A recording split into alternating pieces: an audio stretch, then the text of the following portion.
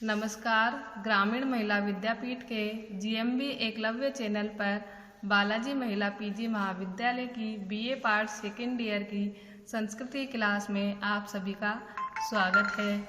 आप सभी इस चैनल को ज़्यादा से ज़्यादा शेयर करें, लाइक करें और सब्सक्राइब करें। आज हम पढ़ेंगे हलंत पुल्लिंग प्रकरण। हलंत का मतलब होता है हल, हल यानी व्यंजन जिसके अंत में हो। लिहे शब्द में क्या है के हलंत लग रहा है, यानी है क्या है, व्यंजन है। तो हलंत पुल्लिंग प्रकरण। अब इसके लिए एक नया सूत्र है होडे।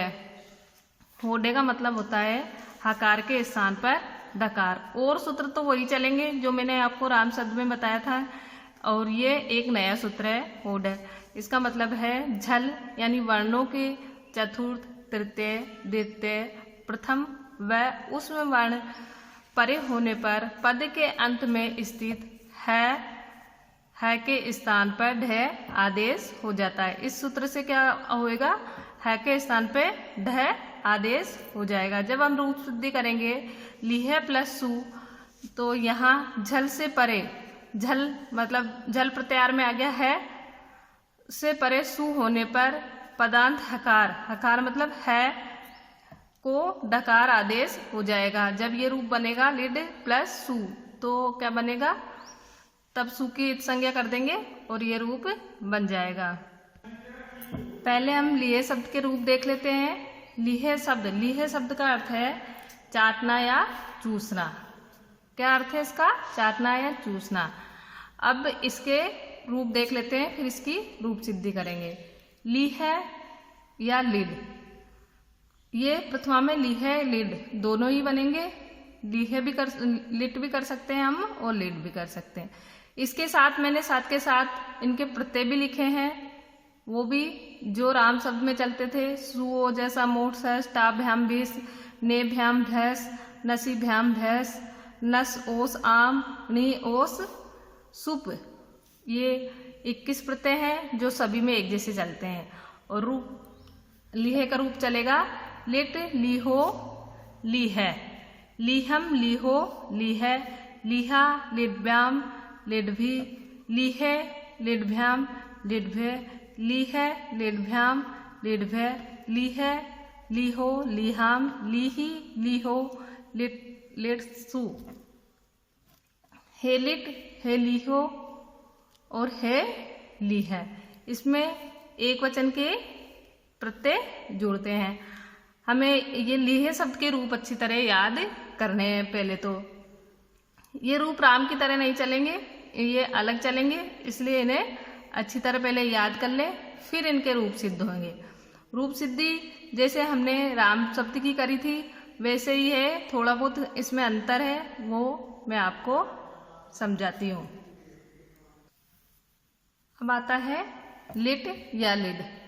प्रथमा विभक्ति एक वचन का रूप था लिट या लिड। प्रथमा विभक्ति एक वचन, इसका प्रत्यय क्या आएगा प्रथमा विभक्ति एक वचन के साथ, सु। पहले सबसे पहले हमने राम शब्द में भी करा था कृत तदित समास से, इससे क्या आ जाएगी, लिह शब्द की प्रातिपदिक संज्ञा हो जाएगी। फिर आता है 21 प्रत्यय के लिए लगाते हैं हम सुओ जसोट से लिह शब्द में क्या आ जाएगा, सु। लिह शब्द के साथ सु किस सूत्र से जुड़ेगा, सुओ जसोट से लिह शब्द के साथ सु आ जाएगा। और दूसरा भी प्रत्यय लाना होगा हमको, ओ जस, तो उसके लिए भी हम क्या लगाएंगे, सु, उसके लिए भी यही सूत्र लगाएंगे। द्विवचन द्विवचन एक वचने से एक वचन में लिह शब्द एक बार आएगा। लिह शब्द कितनी बार आएगा, एक बार आएगा एक वचन के लिए। अगर यहाँ द्विवचन होता तो लिह शब्द कितनी बार आ जाता, 2 बार आ जाता। अब एक वचन है तो एक बार आएगा। उपदेश से अज अनुनासिक इत से उकार की इत संज्ञा होगी। सु में जो उ है उसकी इत संज्ञा किससे होगी, उपदेश से अच अनुनासिक इत, इससे उ की इत संज्ञा हो जाएगी। अब आएगा हलंग्योभ्य दीर्घात से, हल, हल यानी क्या होता है, व्यंजन। के से का लोप। व्यंजन की अगर इत संज्ञा करनी है तो हम किससे करेंगे? हलंग व्योभय दीर्घात। इस सूत्र से क्या हो जाएगी? स की इत संज्ञा हो जाएगी। फिर उसके बाद आता है सुक्तिणंत पदम से लिए शब्द की क्या होगी? पद संज्ञा हो जाएगी। अब अपने को क्या करना है को डे करना है को क्या करना है? डे करना है। हो डे से क्या आ जाएगा? आकार के स्थान पे डकार हो जाएगा हो डे से। और झलाम जसो अंत्य से झल के स्थान पर जस हो जाएगा, मतलब डकार को डकार हो जाएगा, डकार को डकार हो जाएगा। एक रूप तो हमारा लिड रूप तो हमारा यही सिद्ध हो रहा है।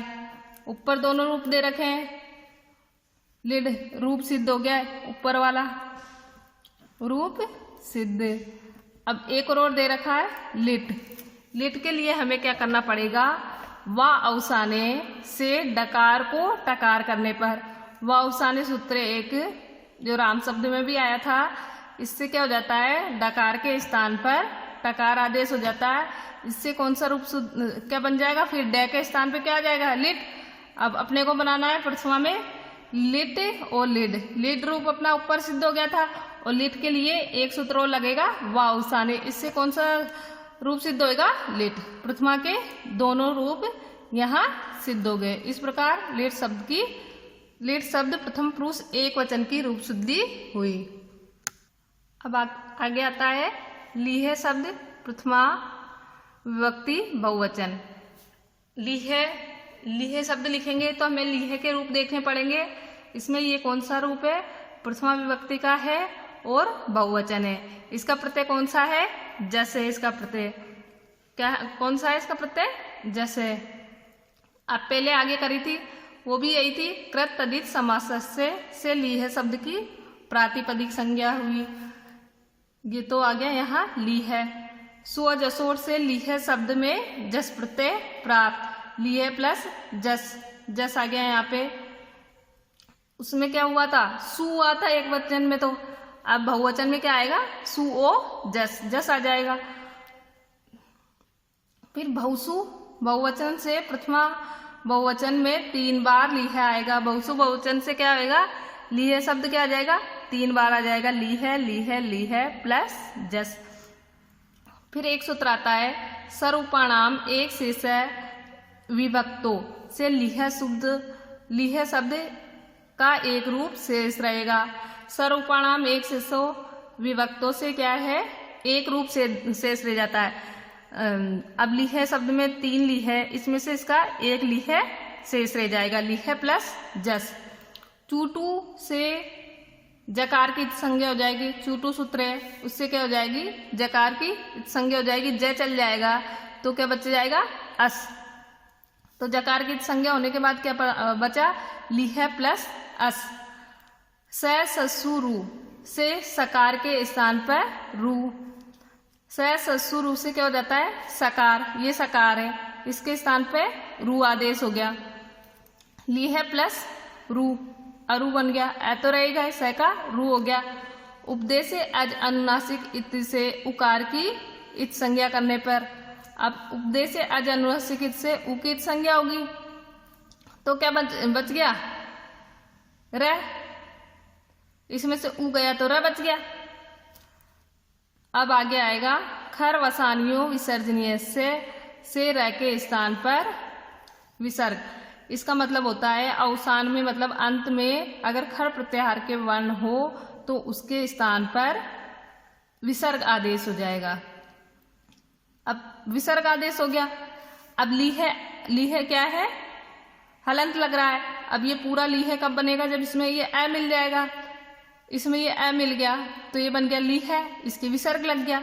इस प्रकार हमारे लीहे शब्द की रूप सिद्धि होती है। इस प्रकार लीहे शब्द बहुवचन में हमें प्राप्त होता है। धन्यवाद। आज के लिए इतना ही।